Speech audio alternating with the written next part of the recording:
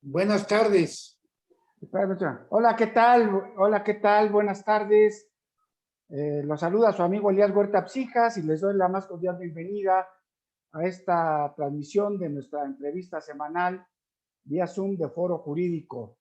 Y antes que nada, le quiero dar la más cordial bienvenida y agradecerle que haya aceptado la invitación para participar con nosotros en esta entrevista, en esta transmisión, a nuestro querido amigo, el doctor Kamel Atié Flores, quien es un especialista, ya lo presentaré un poquito más adelante, en estos temas muy importantes de lo que es el agua, cuáles son los retos, cuáles son las estrategias que se tienen que plantear.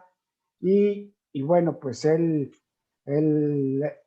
fue en la época en que le tocó participar como diputado federal, presidente de la Comisión de Agua Potable y Saneamiento de la Cámara de Diputados del Congreso de la Unión, y ya ha venido pues desarrollando un trabajo profesional muy importante en este ámbito, en este ramo. Bienvenido, estimado Kamel. A ti, muchas gracias por estar con nosotros, un gran amigo, un destacado economista, funcionario federal y estatal en Chihuahua y federal, ya les comentaré. Así es que qué bueno que nos acompañes para platicar sobre este importante tema que implica el líquido vital, el agua. Bienvenido, Kamel. Muy buenas tardes, doctor Elías Huerta. Es un placer volver a tu programa, que es muy escuchado en todos lados y más en la formidable Ciudad de México. Saludo también a grandes amigos. Sé que por ahí está el doctor Eduardo Castellanos, mi gran maestra Adriana Plasencia, Naví Chartuni, que es el encargado de todos los aspectos culturales del centro libanés, y a tantos amigos que nos acompañan esta tarde. Mira, como es un foro jurídico, Elías, yo desearía primero encuadrar el tema de la esencia del agua por sí misma para que hubiera un poco de humanidad y de comprensión de qué es lo que es el agua.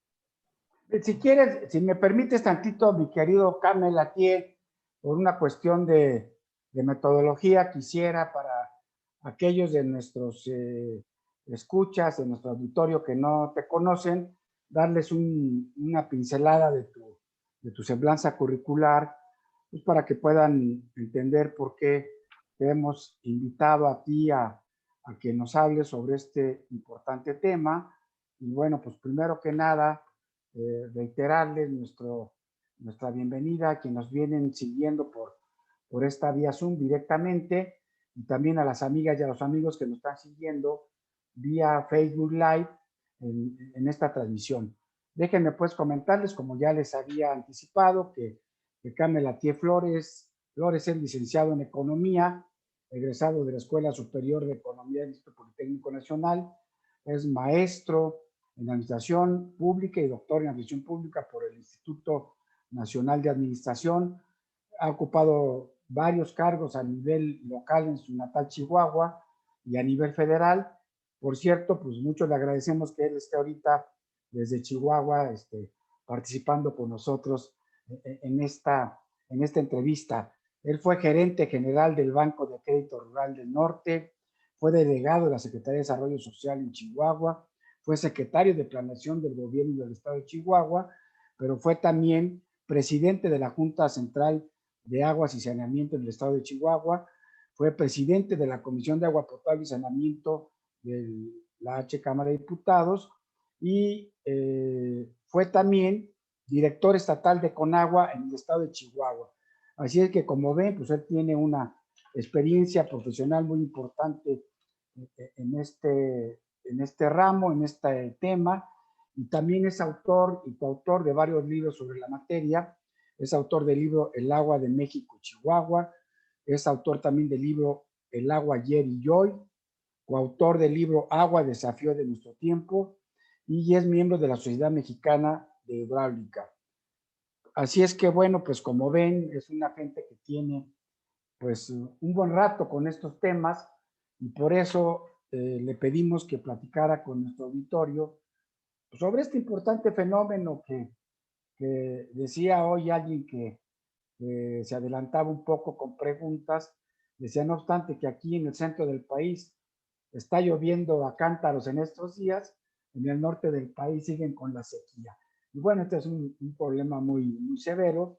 Y como bien decías, Came, pues me gustaría que empezáramos con este importante tema de cómo está contextualizado el, el agua en la Constitución Política de los Estados Unidos Mexicanos. ¿Qué dice la Constitución respecto del agua? Adelante, bienvenido, Camel. Bueno, muchas gracias. Saludos a todos. Buenas tardes. Lo primero que quiero decirles es mencionar algunas premisas básicas del agua. Y ahí quiero comentar que la oferta de agua actual es la misma desde los orígenes de la humanidad. O sea, el volumen de agua del que disponemos no es el mismo, pero sí la oferta. O sea, la oferta desde que el hombre apareció en la tierra es la misma. La naturaleza ha sido generosa, ha sido sabia, el ciclo hidrológico está perturbado, pero siempre año con año nos concede, nos da la misma cantidad de agua año con año. Lo que no es lo mismo es la demanda. La demanda de agua desde los orígenes del hombre obviamente ha venido aumentando y creciendo en tanto que la oferta pues permanece rígida, es la misma oferta con mayor demanda.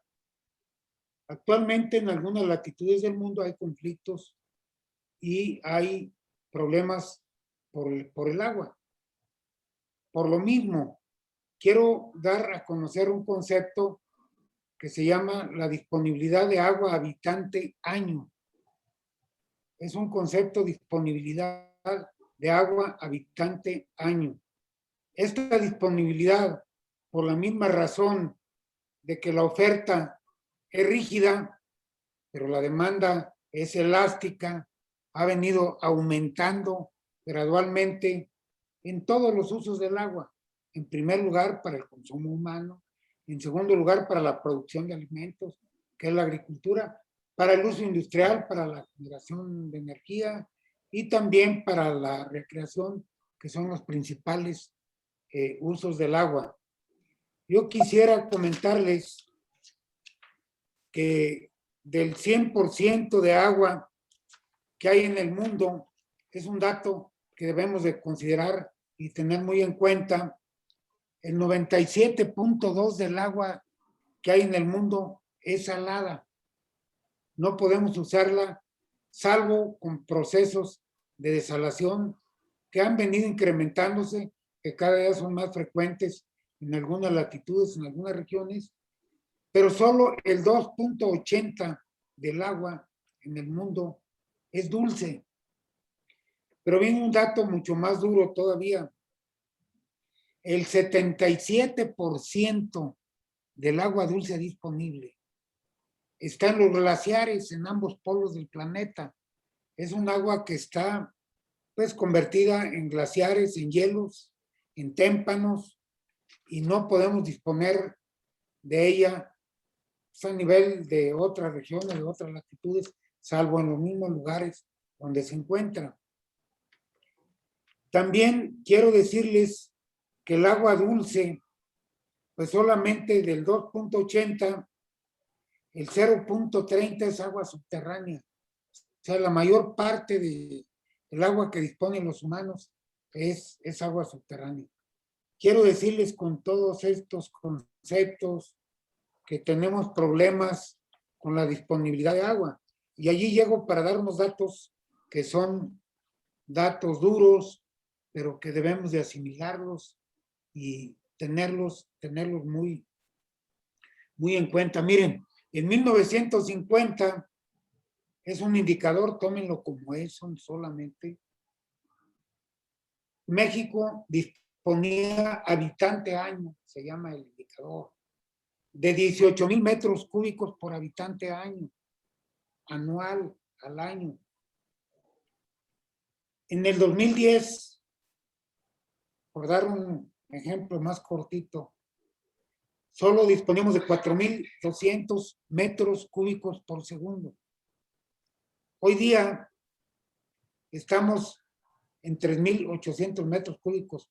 Vean cómo de 1950 actual, que eran 18,000 metros cúbicos, ahora solo disponemos de 2,800 metros cúbicos habitante año. Son cifras estimadas. El último dato oficial es desde 2015 y son 4,200 metros cúbicos habitante año.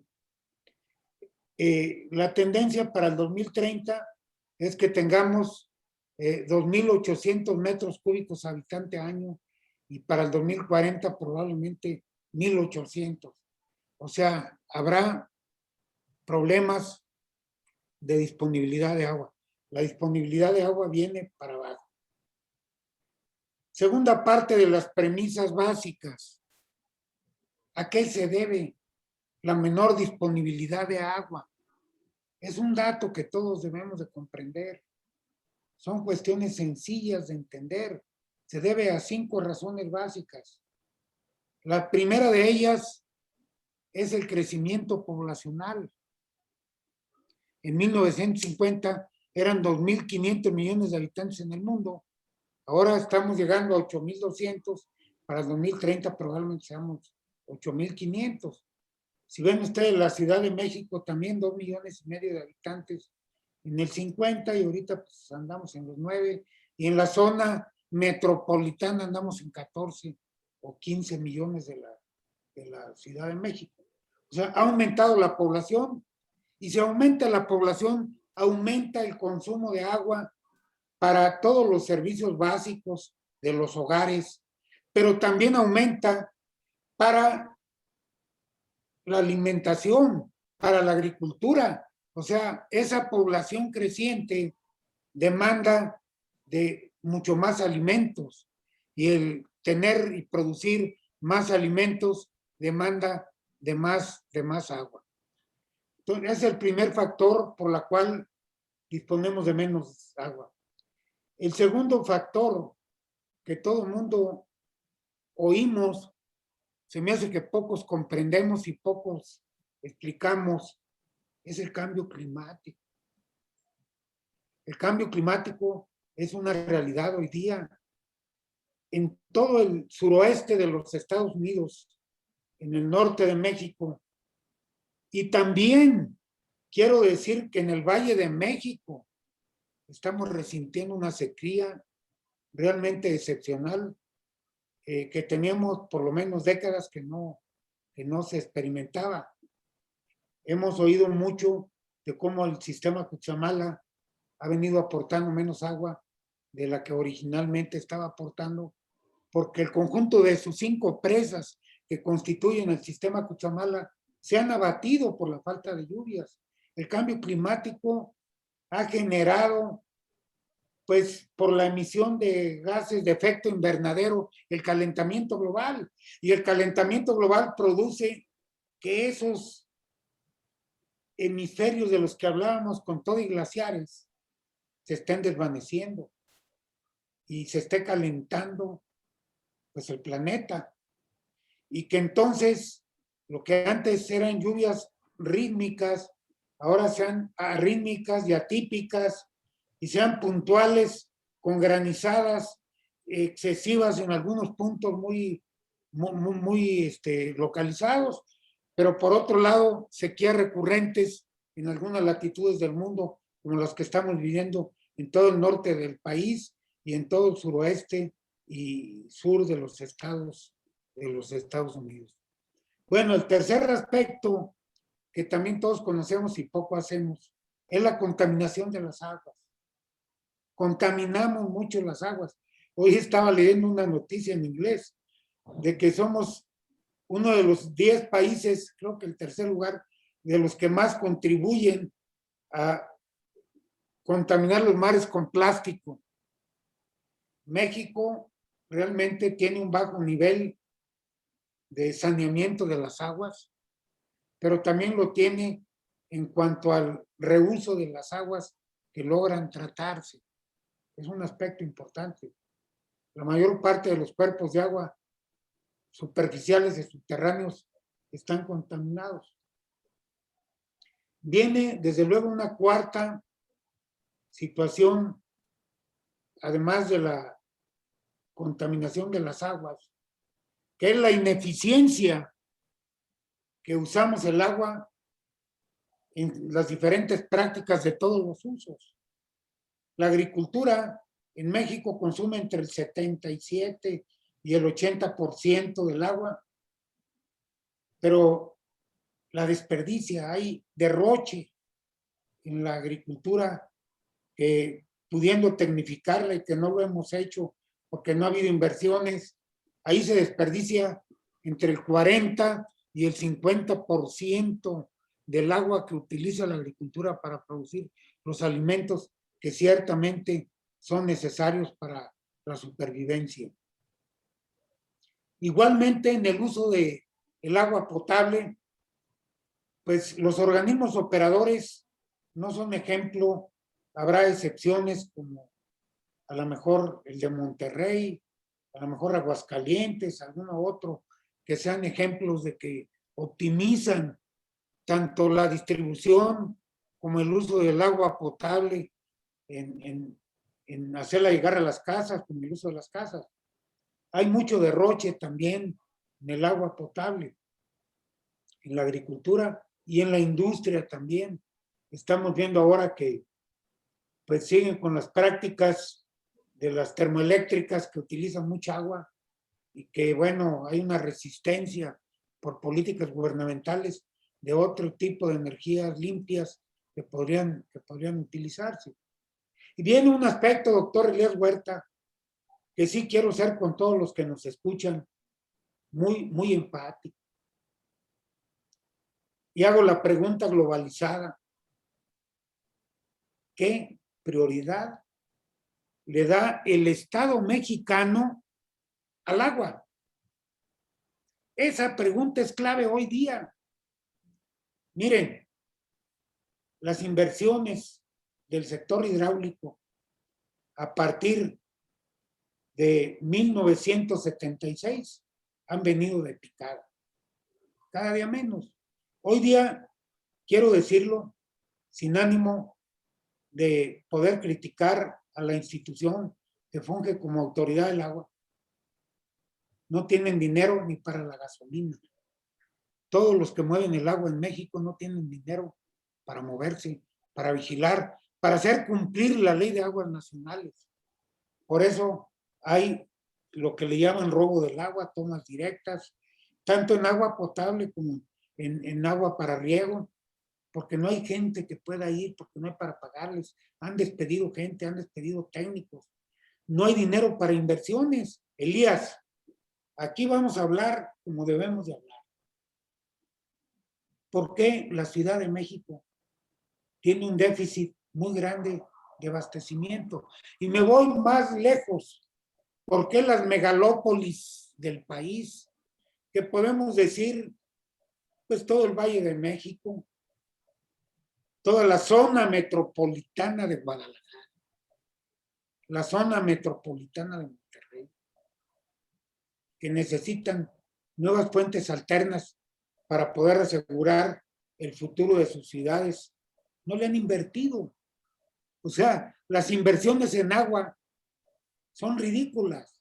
¿Dónde están las prioridades que el gobierno y el Estado mexicano le debe dar al agua? ¿Por qué no crear una Secretaría del Agua?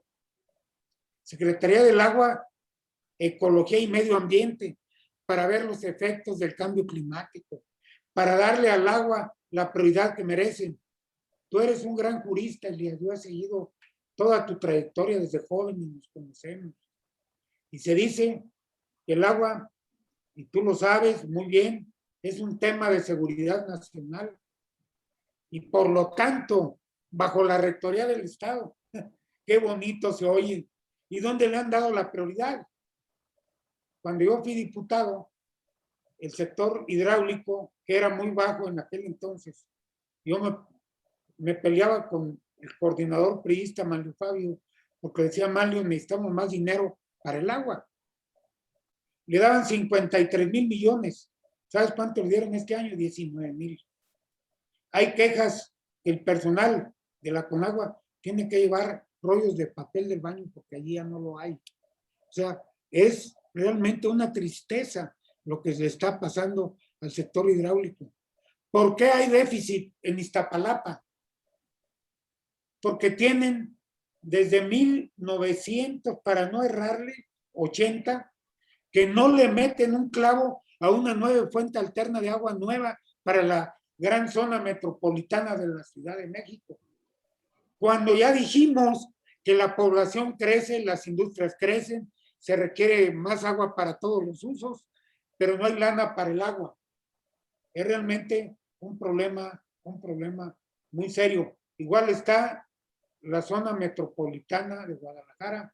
Monterrey hoy día está bien, pero en 2 años más van a empezar nuevamente con déficit en el abastecimiento. Están preocupados y están buscando nuevas fuentes alternas. Carmen, te haría una pregunta. Como ya comentabas tú, bueno, el derecho al agua es un derecho humano establecido en el artículo 4 constitucional. Es decir, el Estado mexicano tiene la obligación de proporcionarle a la población agua para no solamente para tomar agua potable, sino, como dice el propio artículo, para el saneamiento, para el consumo personal, doméstico, salubre, en fin. Y bueno, cada vez, como tú bien dices, cada año vemos que hay más crisis de agua, sobre todo en los grandes centros urbanos. En la Ciudad de México lo vivimos cada 6 meses, 7 meses, que nos están cortando el agua, en fin, y en las colonias, como tú decías, de Iztapalapa, en esas zonas, pues es un viacrucis realmente. Y a la gente, inclusive de escasos recursos, le cuesta dinero poder tener agua. ¿Está fallando aquí el Estado? ¿Cuál sería una estrategia para intentar? Pues, Elías, está fallando el Estado mexicano, no tengas ni la menor duda. Están haciendo trenes en lugar de llevarle agua a la Ciudad de México, de darle agua a Iztapalapa, y no estoy haciendo propaganda. Yo soy un técnico, no estoy metido en cuestiones políticas. Mira, quiero mencionar un conjunto de técnicos que han aportado su vida para que México tenga todos los satisfactores en materia de agua para todos los usos. Al doctor Fernando González Villarreal, que fundó la Conagua, que es uno de los estudiosos más grandes que hay en México y que hay en el mundo. El ingeniero Luis Robledo Cabello, el ingeniero el doctor Felipe Arreguín Cortés, el ingeniero Guillermo Guerrero Villalobos, el ingeniero César Octavio Ramos, el ingeniero Jaime de la Mora Gómez.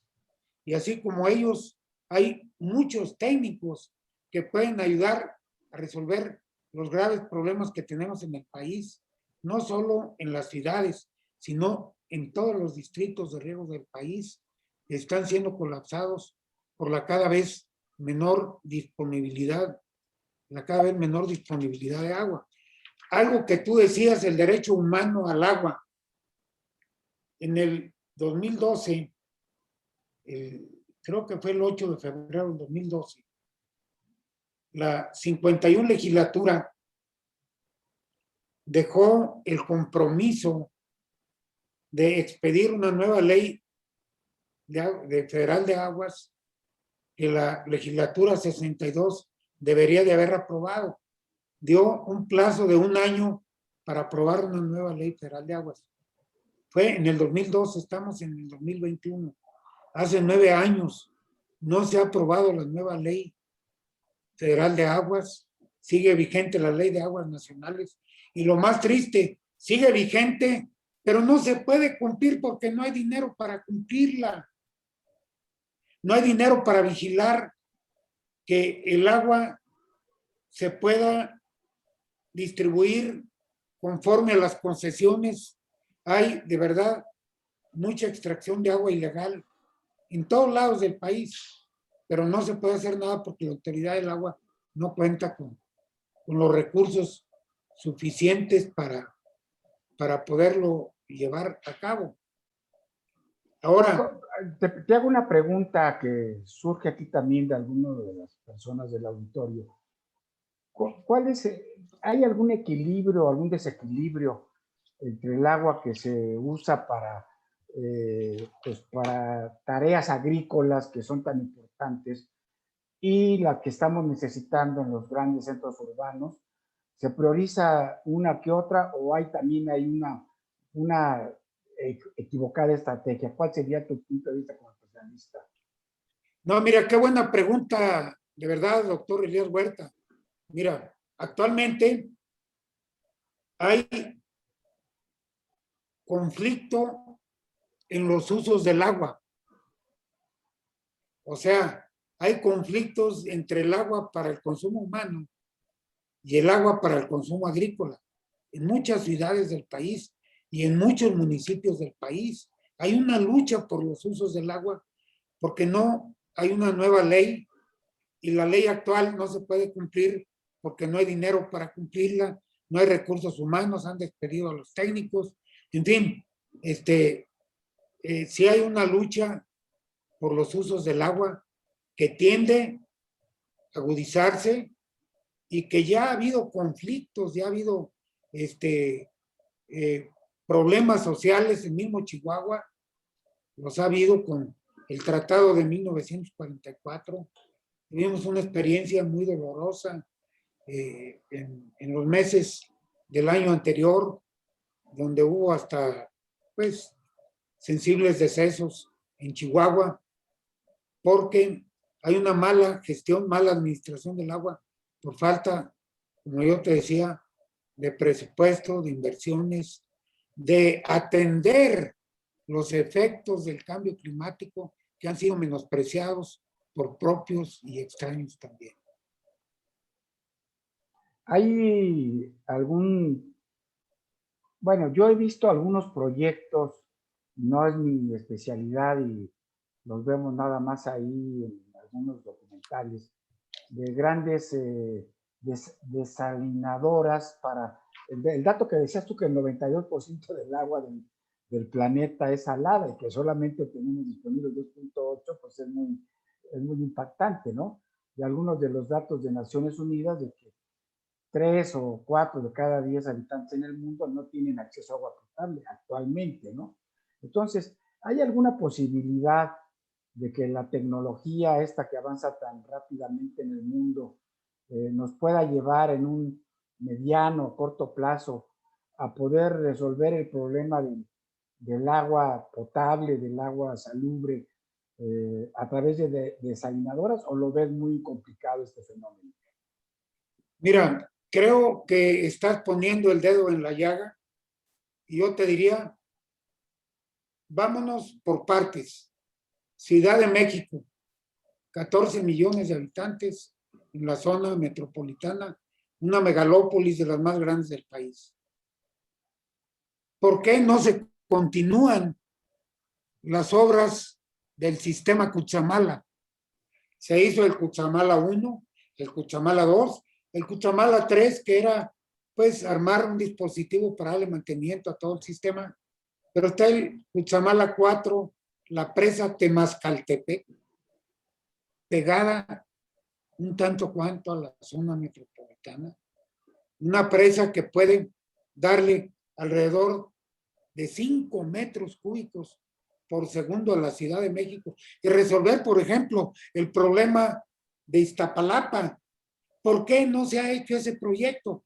¿Por qué hace 40 años se consume más agua para todos los usos, pero el gobierno no invierte para darle más agua a la gente? ¿Por qué? ¿Por qué no le dan la prioridad? ¿Por qué no atienden ese gran proyecto de traerse el agua desde el río Tecolutla, que hay estudios preliminares que deben de cumplimentarse con un estudio técnico, con un proyecto ejecutivo, con todos los ingenieros, con todos los técnicos que hay en México y traernos el agua que no está comprometida desde el río Tecolutla, que es vencer la Sierra Madre Oriental para traerle agua a la Ciudad de México. Es un proyecto que vale decenas de miles de millones, como lo vale el Tren Maya o como lo pueda valer cualquier otro proyecto, pero que la Ciudad de México tiende a colapsarse, porque ya nos acabamos el agua disponible en los acuíferos de la Ciudad de México. Tuvimos el primer trasvase de Toluca, desde toda la zona de Toluca, donde se construyeron 220 pozos que siguen alimentando a la Ciudad de México, pero que se han venido abatiendo. ¿Por qué no continuar y terminar el proyecto del Zapotillo de Jalisco, que se atoró? Ahí el presidente Fox tuvo una buena idea sobre el Río Verde, que nace en Aguascalientes, pero que llega al norte de Jalisco y que le puede dar agua a Guadalajara, a los altos de Jalisco, y también le puede dar agua a León, Guanajuato. ¿Por qué se frenó el proyecto? ¿Por qué? Oye, déjame hacerte una pregunta que parecería un poco broma, un poco fantasía, pero un poco realidad. Hace algunos años hice un viaje con algún empresario brasileño que tenía interés en venir a invertir a México. Y entonces recorrimos una parte del norte del país, tu tierra, Chihuahua, con muchas hectáreas áridas y con años a veces que no llueve, que las presas están ahí con algún problema también internacional de aguas, que ojalá nos puedas comentar algo al respecto. Y luego viajamos porque teníamos un destino también en el sureste y fuimos en época de lluvias a Tabasco, a Chiapas, y desde el helicóptero veíamos cómo cientos y cientos de hectáreas completamente inundadas, con el ganado prácticamente con las patas cubiertas, y que cíclicamente vemos que en época de lluvias ahí se inunda todo. Y él decía, ¿por qué no tener un aguaducto que lleve toda esta gran cantidad de agua al norte, a las zonas del país donde hay sequía histórica? No sé, pareció un poco en plan de broma. ¿Qué factibilidad habría de eso o es una fantasía? Bueno, mi querido Elías, mira, realmente sí, es muy buena la pregunta y sé en lo que estás pensando, incluso salió un artículo ayer. ¿Por qué no traernos el agua excedente del sureste, del sistema Grijalba-Usumacinta, y traerlo a estas áridas tierras del norte? Yo te comentaría dos razones. Hay razones ecológicas, hay razones que los ecologistas estuviesen, pues, realmente argumentando para que no suceda que haya un trasvase, pues, gigantesco desde las cuencas Usumacinta, Grijalba, hasta las áridas nortes de Zacatecas, de San Luis Potosí, Coahuila, Durango, Chihuahua. Hay quien diga que un gran acueducto con todos los excedentes de esa agua. Pero entonces yo me digo, ¿por qué no? Pero también me digo, ¿y por qué no antes acceder a los estudios de fuentes alternas más cercanas que te permitan dar soluciones menos costosas y más rápidas? ¿Por qué no le han invertido a eso? Por ejemplo, ¿Eh? ¿cuáles serían las alternas? Traerse el agua, construir el Cutzamala 4 para la Ciudad de México. Te lo digo de antemano. Y, ¿por qué no ese proyecto que tiene estudios preliminares, traerse el agua del río Tecolutla, 15 metros cúbicos? Le da un respiro a toda la megalópolis, ¿qué te diría? Hasta el año 2050, por lo menos. ¿Por qué no terminar la presa del Zapotillo, que la iniciaron, la abandonaron, para darle agua a la hermosísima megalópolis Tapatía, y también que se restablezca, porque es una forma sería un receptáculo de agua el lago de Chapala? Eso está bien estudiado, lo tienen muy estudiado. Hay grandes hidráulicos, Fernando Rueda, allá en en Guadalajara. Estaba también un Jayito Dau, que era un hidráulico de allí de Guadalajara, pues muy reconocido, ¿no? Entonces, ¿por qué no atender la zona, la megalópolis de Monterrey, con todos los proyectos alternos que ya hay? ¿Y sabes por qué no lo hacen? Porque no le dedican dinero, no hay prioridad. Yo fui diputado, traté de dar la relevancia al agua, me votaron por un tubo, aunque conseguí un 10% marginal, decían la inflación, que es el 4%, más el 6%, es un 6% de crecimiento neto. No, señores, entendemos que hay fuertes restricciones presupuestales, que hay una falta de ingresos en el país, pero también con suma tristeza veo que las prioridades bajo ese régimen de restricciones presupuestales y de falta de ingresos, las prioridades están equivocadas. ¿Y por qué lo digo? Pues porque el agua es la primera prioridad en todos los países o en muchos países, menos en México. Cámara de Diputados, Secretaría de Hacienda, Congreso, Gobierno federal, propongan dentro de un régimen de menos ingresos y de restricciones presupuestales entendiendo que las hay.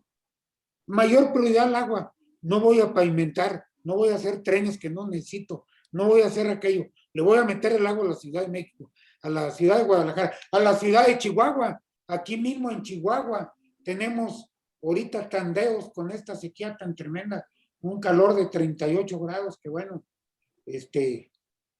tremendo.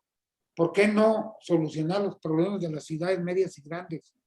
¿Por qué no? Ahí es donde están las estrategias, Elías, dar financiamientos para que todos los agricultores y los productores ahorren el 50% del agua con nuevas tecnologías ahorradoras de agua que ahorran hasta el 50% y le permitan dar mayor sustentabilidad a su actividad económica, pero también al planeta. ¿Por qué no meterse en todo eso?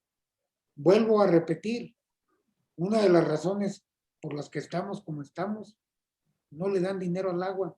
La infraestructura está deteriorada, fugas por doquier en los sistemas de agua potable, truenan todos los sistemas de distribución, en los distritos de riego, fugas porque los canales que hicieron hace 40, 50 años, se les cayó la capa de concreto, ahora es pura terracería, no hay los sistemas de compuertas adecuados, ya para abrir una compuerta es un relajo, la quitan, ya el agua se divaga, se desperdicia, o sea, estamos ante un reto tremendo de darle un marco normativo, hablando del foro jurídico adecuado al agua, darle cumplimiento al artículo 4 que tú ahorita leíste, interpretaste muy bien, darle sustento al 115 constitucional, donde dice que los municipios deben de servir el agua potable y también el saneamiento, pero sin lana no pueden,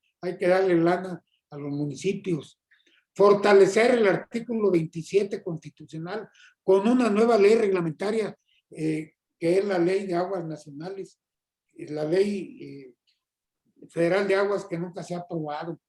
A ver, darle más dinero, actualizar el marco normativo. Déjame hacerte una pregunta aquí, porque esta María Elena Mesta te pregunta si sería viable, que qué opinas. Ya nos dijiste que pues una propuesta de reforma que tú impulsaste se quedó desde hace 12 años y que no ha habido nada, y sobre esta propuesta de una ley general del derecho humano al agua para hacer efectivo pues este derecho humano establecido en el artículo 4.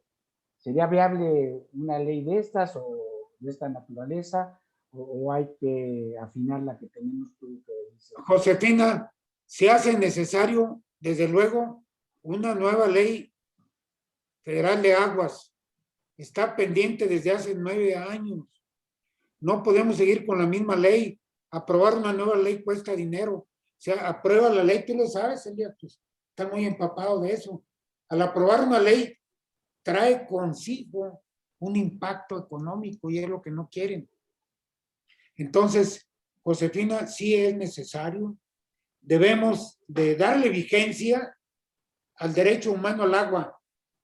Está dicho en el artículo 4, párrafo 3 y 5 de la Constitución, pero no le hemos dado vigencia porque no le han dado la prioridad. Decimos que es un tema de seguridad nacional y bajo la rectoría del Estado. Y luego, ¿dónde estabas tú?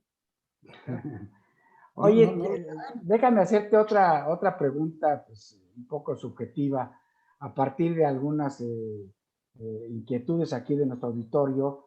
Bueno, en primer lugar dice nuestro querido amigo común, el magistrado Napoleón Fillat, que pues, es un tema de vida o muerte, el tema del agua, que tienes una difícil labor desde que eras presidente de la Comisión de Agua de la Cámara de Diputados y ahora de concientizar sobre este tema, que lo estás haciendo y lo estás haciendo muy bien. Y otra amiga también de Michoacán nos dice que bueno, que si tú ves viable que algún día sí, como eso lo digo yo, así como hemos vivido una etapa de varias décadas de las guerras por el petróleo, ¿será que algún día veamos las guerras por el agua? Bueno, en primer lugar me da mucho gusto saludar a Napoleón Fillat, gran magistrado del Tribunal Federal de Justicia Administrativa, y realmente un saludo muy, muy afectuoso para Napoleón. Yo lo que le diría a Napoleón, estamos en problemitas. Mira, hace 30 años le dijeron a Sudáfrica que se iba a quedar sin agua. Y ustedes saben, pues está en Ciudad del Cabo, Sudáfrica, pues casi pegada al mar. No hicieron nada como ahora no lo están haciendo en México.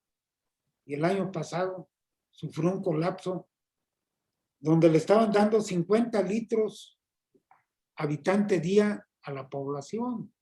Aquí en México el promedio es de 300 litros. Y a Ciudad del Cabo le llegó el momento, teniendo muchas posibilidades de resolver sus problemas, y ya los empezaron a resolver, lo están haciendo.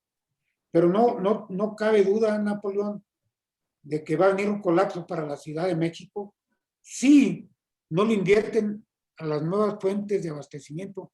Mira, quiero mencionar a un personaje realmente muy, muy importante de allí de la Ciudad de México, que pues sinceramente estuvo a cargo de todo el agua potable de la Ciudad de México y que es una de las personas que deberían realmente de juntar para darle solución a ello, y pues no lo han hecho. O sea, yo leí una serie de técnicos que hay en México. Ramón Aguirre Díaz fue el que estuvo administrando el sistema de aguas de la Ciudad de México hasta se me hace que un par de años. Él es un genio, es un talento, sabe qué hacer en la Ciudad de México. ¿Por qué no lo juntan? ¿Por qué no juntan a todos los que sí saben? ¿Por qué no le dan dinero? No va a haber agua porque no hay dinero, porque no le dan dinero, esa es la verdad. Tenemos un problema serio en eso. Claro. Y sobre todo lo que dice la compañera, que no me dijiste el nombre, sí puede haber guerras por el agua, ¿no? Sí puede haber. En Chihuahua hubo ya un encontronazo el año pasado, yo lo decía, donde hubo actos violentos que se pueden agudizar, no solo en Chihuahua, se pueden agudizar. En Sonora hubo también muchos conflictos con el acueducto Independencia, de llevarle el agua desde Ciudad Obregón a la ciudad de Hermosillo, porque no conciliaron, porque no optimizaron bien todas las medidas. En fin, sí, los conflictos sociales para los abogados, quiero decirles a todos los almujamis, tienden a proliferarse y tienden a convertirse en uno de los mayores problemas del país. Fíjate, César Barragán de Chiapas, coincidiendo contigo, pues dice que la regulación del agua en todas sus modalidades no ha sido efectiva en el país. No obstante que estamos hablando, como tú bien lo comentabas, de un tema de seguridad nacional, pues poco han hecho los gobiernos de la República para, pues, para atender este tema, llegando hasta el de las aguas residuales, ¿no? Creo que es un comentario acertado. Y bueno, la verdad es que, pues parecería, como tú dices, que no es un fenómeno local de México, es un fenómeno mundial, ¿no? Mira, yo una vez estuve, bueno, muchas veces he estado en ese hermosísimo y rico estado de Chiapas, conozco el sistema interconectado de las presas, pues de Angostura, de Chicoacén, de Malpaso, de Peñitas. Cuando hice alguna visita por allá en el Cañón del Sumidero, llegué al pueblo de Chicoacén y no tenían agua potable, caray. Digo, ojalá que en Chiapas con tanta agua se cumple el derecho humano al agua. Tantísimas comunidades en los altos de Chiapas, pues toda la zona de la costa chapaneca, que tienen mucha agua, pero que no hay dinero para invertirle a hacer los acueductos, los aprovechamientos. Yo nada más quisiera preguntar, Elías, a nuestro gran auditorio, el agua es uno de los factores de la felicidad del hombre y de las familias. Imagínate que llegues a tu casa, que entres al baño, hagas tus sacrosantas necesidades y no le puedas bajar porque no hay agua. Sí, es un Que no hay tema muy agua delicado. para tomar, que no hay agua para bañarse. Es factor de estrés, factor Claro. de infelicidad, factor de hasta de violencia intrafamiliar, el que no haya agua en las casas. Es realmente un aspecto a considerar. Yo he analizado los factores de la felicidad, he descubierto 6 factores de la felicidad, porque los he leído, he invocado a los países que son más felices, pero el agua en México puede ser un factor de infelicidad o felicidad. Y perdónenme si exagero en el comentario, pero yo lo he vivido en mi propia casa. Oye, déjame hacerte un comentario que tú mismo ya pusiste en la mesa y que es muy importante, que es pues que uno de los graves problemas del agua es el desperdicio que hacemos en todas sus modalidades. Sí, es efectivo. Así como tú lo haces, yo creo que faltaría una campaña, una verdadera campaña de hacer la cultura sobre el uso y el cuidado del agua. Lo comenta Mario Fernández aquí en un chat. Y sí, la verdad es que pocas veces vemos que los gobiernos locales y el gobierno federal tengan campañas permanentes, como lo hay en otras materias, de estar haciendo una verdadera cultura para el uso adecuado y cuidar el agua, porque la desperdiciamos todo el tiempo. Nos estamos lavando las manos, nos volteamos y dejamos ahí, nos estamos bañando igual, y lo hacemos en todos los niveles. Creo que ese sería un buen punto, y tú eres pues un pionero de este tema de ir por una verdadera cultura en el uso y cuidado del agua. No sé qué comentario te merezca esta reflexión. Pues mira, en realidad, ¿qué te podría decir, Elías? Yo creo que hablando ya de estrategias, que es uno de los temas del título de la plática de hoy, que quisiera haberla presentado, pero puedo dar mi correo electrónico si tú me ayudas a Sí, por favor. compartirlo para ofrecer materiales sobre el tema y resolver muchas dudas. Si hay preguntas, yo estoy dispuesto No, a pues si quieres, danos tu contestarlas. correo, porque esta entrevista se queda grabada en YouTube. Los que la quieren consultar a partir del día de mañana con el título de Foro Jurídico, el agua, retos y estrategias. Y bueno, danos tu correo, porque sí, seguramente hay gente que te va a estar siguiendo, y seguramente Es, haremos una sinopsis de esta entrevista en el número de Foro Jurídico del siguiente mes, donde repetiremos tu correo. Adelante. Mira, a mí me gustaría, Elías, bueno, mi correo es camel con cada kilo, así como los cigarros, pero con cada kilo, atie, ATHIE, todas minúsculas, @gmail.com.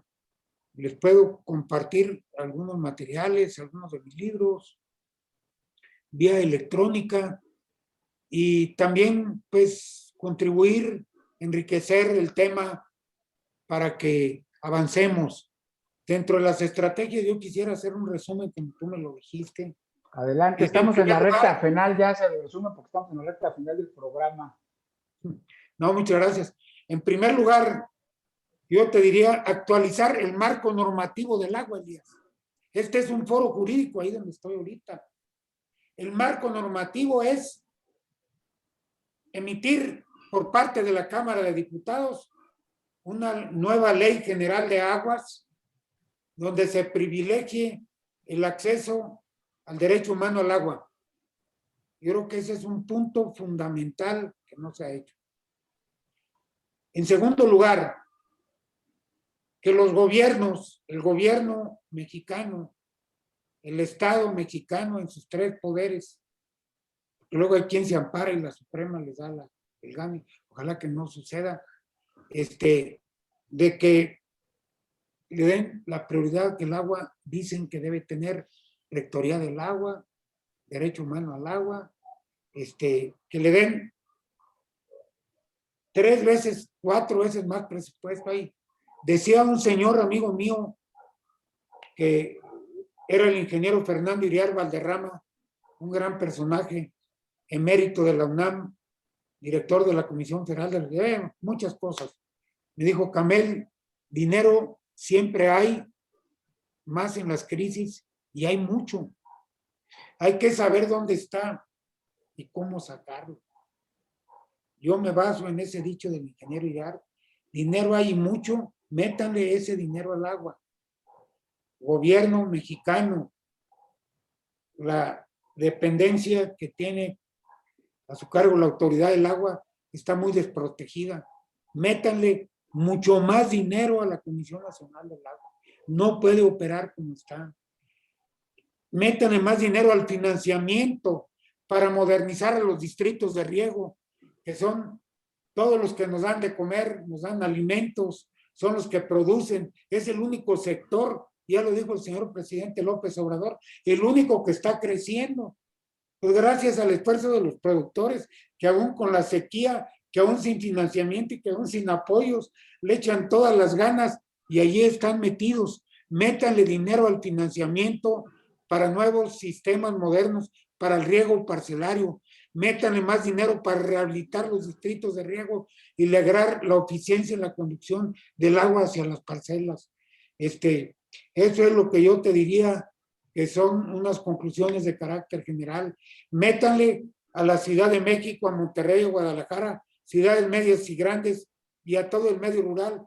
El lunes voy a varios municipios de Chihuahua, cuyos presidentes electos de todos los colores y sabores, bueno, me pidieron 5 de ellos, que fuera para ayudarles a interpretar las soluciones de comunidades que con esta gran sequía no tienen agua. Y lo hago sin ánimo de que me paguen, lo hago porque quiero contribuir con ellos a dar soluciones a esos proyectos minis, pero también me preocupan los grandes, los macros. Pues muchas gracias, Carmen, ha sido muy interesante, nos faltó tiempo porque son temas verdaderamente interesantes y preocupantes. No sabemos, alguien pregunta aquí, hasta cuándo tendremos verdaderamente una crisis declarada. Dice algunos comentarios David Chartoni que en el Medio Oriente ya hay una guerra declarada por el agua y el magistrado Hernández Fonseca, Humberto Hernández Fonseca, magistrado federal en materia administrativa, dice que es excelente tu sugerencia sobre el río Tecolutla. En fin, pues muchas felicitaciones. Me están pidiendo que si nos puedes nuevamente decir, por favor, tu correo electrónico. Aquí está tu nombre en donde está tu foto. Camel, la tía, pero a ver, dinos otra vez tu correo, por favor. Es Camel con cada kilo, como los cigarros Camel, pero con cada kilo. Además, soy Camel el pobre, el buena onda, no el rico. ATHIE, con minúsculas, @gmail.com. Muy bien, Carmen, pues no me restan para despedir el programa más que nuevamente agradecerte tu participación brillante, interesante. Gracias por estar nuevamente con nosotros en Foro Jurídico. Gracias por conectarte desde tu natal Chihuahua, desde la A tierra ver, de tu Elías, paisano aquí Pancho vamos a Villa. aprovechar el viaje. Mira, año con año, hasta antes de la pandemia, recibía a todos los almujamis y a toda la gente de esa hospitalaria, hermosa Ciudad de México, que venían a Chihuahua, vengan. Y vuelvo a repetir, puestos aquí, yo me encargo de todo. Vengan a conocer Chihuahua, de verdad. Muy bien, pues ya hay otra invitación adicional. Pues bueno, repito, despido el programa agradeciéndote tu participación y de manera especial le agradezco a todos los amigos y amigas que se conectaron hoy a través de esta vía digital, más de 90 y quienes estuvieron directamente desde Facebook Live, que también se reproducen. Gracias por estar con nosotros, gracias por las felicitaciones a quienes nos siguieron desde Michoacán, Tlaxcala, Estado de México, Jalisco, Chiapas, desde la Ciudad de México, desde luego, a nuestros colegas de la Asociación Nacional de Doctores en Derecho, muchas gracias. Saludos de Tabasco también, Enrique Sánchez, y bueno, pues a todos los que estuvieron hoy con nosotros. Buenas noches. Saludos hasta Tabasco, qué bonito estado, de veras. Ahí también donde hay mucha agua. Así es que... Hijo, pues, qué barbaridad, qué belleza. De veras. Tabasco es un Edén, sin duda. Tabasco, pues yo despediré el programa siguiendo y sumándome a los comentarios de nuestro invitado Carmen Latie Flores, a que verdaderamente profundicemos en una cultura del uso y cuidado del agua. Es muy importante hacerlo, sobre todo de nuestros ámbitos familiares. Buenas noches, muchas gracias. Se despide de ustedes su amigo Elías Huerta Chicas y los invita a que nos acompañen el próximo jueves a partir de las 7 de la noche en una entrevista más de Foro Jurídico. Hasta la próxima. Gracias, Carmen Latie. Felicidades, gracias a todos.